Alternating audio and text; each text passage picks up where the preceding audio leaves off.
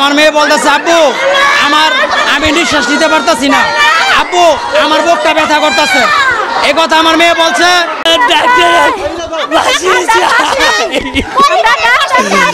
আমার সব শেষ করে দিচ্ছে, আমার সব শেষ করে দিচ্ছে। আমি আর বাঁচি আমার সোনার চাচা, আমরা ফাঁসি চাই, ডাক্তার ফাঁসি চাই, রাত্রে 10টা বাজে আমার মেয়ের অপারেশন করছে। অপারেশন করে ডাক্তার বলতেছে কিছু খাইতে দিবেন না। আচ্ছা ঠিক আছে, যদি কিছু খাওয়ান নার্সের সাথে আলাপ করে খাওয়াইবেন। আচ্ছা ঠিক আছে স্যার, খাওয়াবো। তখন রাত্র বাজে 3টা, আমার মেয়ে বলতেছে আব্বু আমি নিঃশ্বাস নিতে পারতাছি না, আব্বু আমার বুকটা ব্যথা করতেছে। এই কথা আমার মেয়ে বলছে। বলার পরে আমি ডাক্তারে বললাম, ডাক্তার আমার মেয়ে কিরকম জানি করতেছে। আমার মেয়ের আগে 5টা সুই দিল, ইঞ্জেকশন দেওয়ার পরে কিছুক্ষণ পরে আবার দিল 2টা, দেওয়ার পরে 3টার পরে একটু মায়ের শান্ত হওয়ার পরে আবার মাইয়া এরকম কথা বুঝলা, আবার মায়ের সুই দিল 5টা। সুই দেওয়ার পরে যখন বাজে আপনার 9টা, দেখলাম কি মায়ে বলতেছে আমারে যাবো, আমার ক্ষুধা লাগছে, আমি পানি খামো, আমার খাওন দাও। আমি ডাক্তার বললাম, ডাক্তার আমার মেয়ে অনেক ক্ষুধার্ত, কালকে সকাল 10টায় খাইছে, এখনো কিছু খায় নাই, আমার মেয়ে কি খাইবো? বললো কোনো কিছু খাওয়া দাওয়া যাবে না। পরে আমি ডাক্তারে বললাম, ডাক্তার আমার মেয়ের হাতগুলো নীল হয়ে গেছে, আমার মেয়ের জিভটা নীল হয়ে গেছে, ডাক্তার বললো কোনো সমস্যা নাই, ভালো হয়ে যাব। আমার মায়া তো শ্বাসকষ্ট রুগী না, আমার মায়ের অক্সিজেন লাগাইছে, 8টা-10টা অক্সিজেন শেষ করছে আমার মেয়ের। অক্সিজেন শেষ করে আমার মেয়ের জন্য অবস্থা খারাপ, হাত তো নিলা। আমি যখন এটার ভিতরে তুলে নিলাম ডাক্তার, তখন এরা সবাই আসছে, আইরে এরা পারাবাড়ি দৌড়াদৌড়ি আমার মাইয়া এরা করতেছে। ওরা বলতেছে টাকা বাড়াইতে হইব। ওই যে ডাক্তাররা বন্দি আছে, ওই বলতেছে আমারে যে ভাই আপনাদের কি ভালো হসপিটালে কোনো পরিচিত আছে, এমন না কি জানি করতে হইব, আমি কইরা দেবো। আমি কিছু ভাই আমাদের হাতে নাই, আমার ভাইয়েরা আসতেছে, আমার ভাইয়েরা আসতে পারে, আমরা নেবো কোথায় নেবো। পরে এই কথা বলার পরে আমার মেয়ে ওই জায়গায় মারা গেছে। মারা যাওয়ার পরে এই জায়গায় একটা লোক আসলো উচালাম্বা, ওই লোকটা আইসা বলতেছে মেয়ে কার। আমি বললাম আমার, তো আপনার সাথে আমার কথা আছে।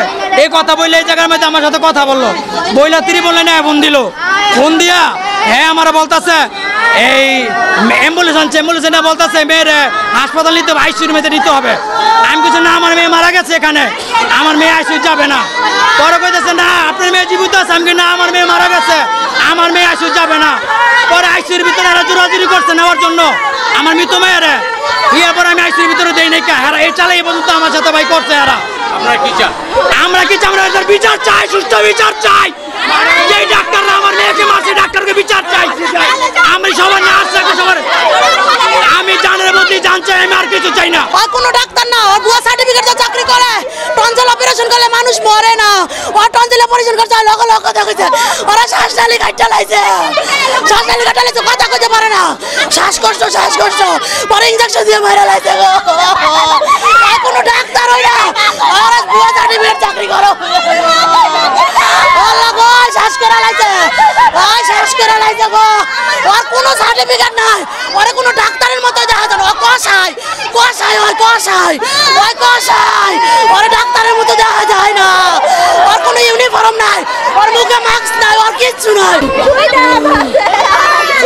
2টা বাজে আনছে, রাত্রিবেলা 8টা বাজে ওটিতে ঢুকাচ্ছে, 9:30 বের করছে, তারপরে অপারেশন রুমে থেকে বাইর করে অক্সিজেন দিয়ে রাখছে, শ্বাস নিতে পারে না, শ্বাস নালী কাট চালাইছে, তারপরে ব্যথা, শ্বাস নিতে পারে না, ইনজেকশন দিতে সাথে মরে গেছে গা। আমরা শুধু ডাক্তারের ফাঁসি চাই, আমার বোনের বাইরে লাগছে, আমি ডাক্তারের ফাঁসি চাই, আমার বোন সকালে বাঁচাতে হয়েছে, ডাক্তার সুই দিয়ে বাইরে লাগছে, আমার পুরো পরিবারকে বাঁচাতে হয়েছে, আমার বোনের বাইরে লাগছে, আমার বোনের বাইরে লাগছে, আমার বোনের এই ডাক্তারের ফাঁসি চাই, এই ডাক্তারের ফাঁসি চাই, এই ডাক্তারের ফাঁসি চাই। ভুল চিকিৎসা করলো, ভালো ডাক্তার না এলে জরুরি বিভাগে নিয়ে এলো, কেন সুই দিয়ে মারলো? ভালো লোক বাসার থেকে আইছে, ভালো লোক আইয়া কেন লাশ হয়ে ফিরতে হইলো? আমি ভাই অভিযোগ পাইছি ভাই, আমি খালি জানি যে আমার বোনেরা মারা গেছে। আর ভাই ভাই আমার মাথা মতো ঠিক না ভাই, আমি কথা ভাই আমার কথা করতাম না ভাই। আমি কি করবো, আমার বোনেরা মারা গেছে, আমি খালি চাই আমার বোনের জন্য মারছে, হ্যাঁ মারা লেগেছে, ফাঁসি চাই, ঠিক আছে? আর একটা দিনে বাঁচতে না পারে। আমরা সদর থানা পুলিশ ঘটনাস্থলে 999-এর মাধ্যমে সংবাদ পেয়ে এসেছি। এই ঘটনায় আমরা তদন্ত অনুযায়ী আইনগত ব্যবস্থা নেব, আইনগত ব্যবস্থা গ্রহণ করা হবে। আমরা 999-এর মাধ্যমে যে অপারেশনের ফলে একটি কিশোরীর 15 বছরের একজন কিশোরীর মারা গেছে শুনতে পেয়েছি। আমরা এই ঘটনার তদন্ত সাপেক্ষে আমরা আইনগত ব্যবস্থা আমরা নেব। যদি আমরা এখন পর্যন্ত জানতে পারি নাই, আমরা চেষ্টা করব যেটা প্রকৃত যে ঘটনা উদ্ঘাটনমূলক আমরা আইনগত ব্যবস্থা নেব। অভিযোগ আমরা এখনো পাই নাই। আমরা হাসপাতালের 2জন নার্স আমাদেরকে জিজ্ঞাসাবাদের জন্য আমাদের হেফাজতে আছে।